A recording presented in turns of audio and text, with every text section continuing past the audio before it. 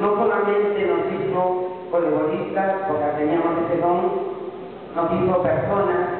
nos ayudaron, nos apoyaron mucho en las buenas y en las malas. A mi profesor que está en el cielo, a Tiracato,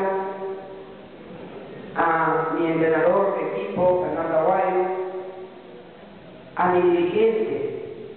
el doctor Pecenio Quesada, Sampris, a mi entrenador que quedé cuando fue su capitana, el señor Mamo Paz, y a todas mis compañeras que fuimos, que está ahí Rosa, Cata Cervera, María Ramírez, Olga Sato, Teresa Núñez, Manuel Solaza, Gabriel Cárdenas, Arola Heredia, la Cata Cervera también, Delia Córdoba, Ana María Ramírez,